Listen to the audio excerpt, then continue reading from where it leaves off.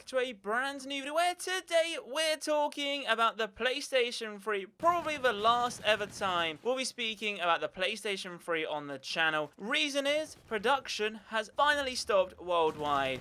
Kind of a sad day, quite an emotional day because I had the very first PlayStation 3 and those memories, I've still got mine, however it's slightly broken at the moment. The HDMI port doesn't work and I think the motherboard needs replacing, but definitely want to get that fixed soon. But if you remember, I did make a video, probably a few months ago, talking about Sony were thinking about ceasing production for the PlayStation 3 in various countries. Well, they've made it worldwide. They've said, hang on a sec, let's hang the boots up. No more PlayStation 3s to produce anywhere worldwide. Kind of a sad day.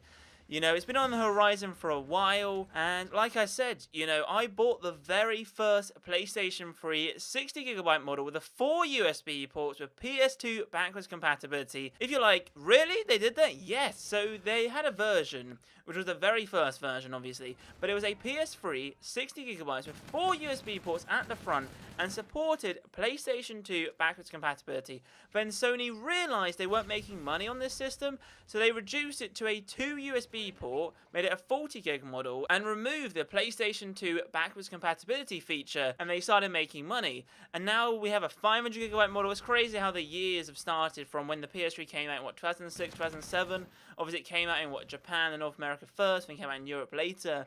But no, it's been definitely a roller coaster with the PlayStation 3. So today's video is talking all about this. So if you do enjoy today's video, then be sure to leave a massive thumbs up, subscribe if you're new, comment down below your thoughts regarding the PlayStation 3. Do you still have one? Or did you have one? Please let me know. And also, does anyone remember the YLOD, the yellow light of death? Back in the day, with the 360 on the Xbox 360, everyone was like, damn it, I got Red Ring of Death, and it always used to happen on the white Xbox 360s, and the guys over at PlayStation, including myself, I was like, this is a brick, like, nothing's gonna go wrong.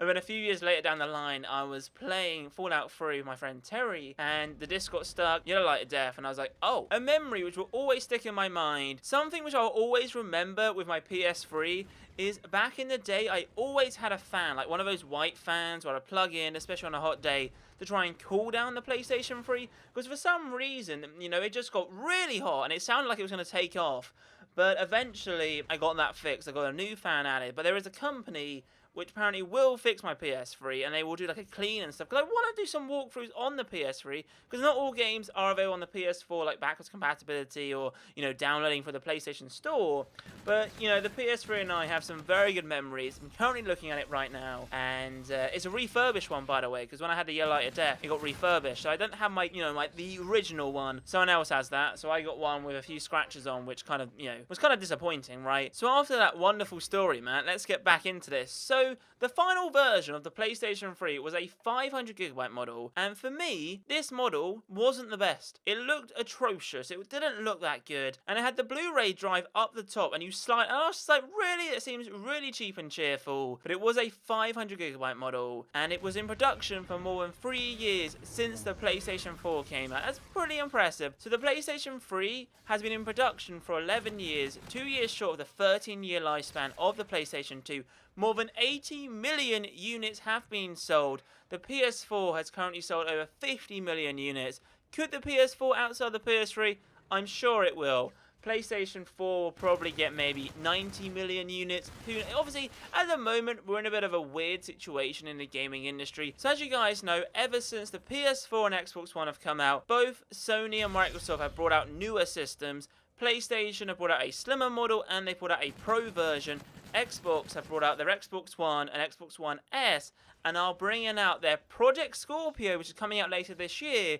So it's weird to see, like, performance increase over time during the same lifespan of that console, rather than bringing out a brand new console. So whether or not the PS4 will outsell the PS3, it might do. It all depends if Sony bring out the PS5. If Sony bring out the PS5 next year or the year after, then I think the PS4 might sell a couple of, you know, maybe 10, 20 million more. But it's going to be interesting. The gaming industry right now is very interesting in terms of consoles. It's all about 4K gaming, VR, and all that kind of stuff. We didn't really have that back in the day. It was all about 1080p, 60 FPS, and making sure that your system never got Yellow Light of Death or Red Ring of Death.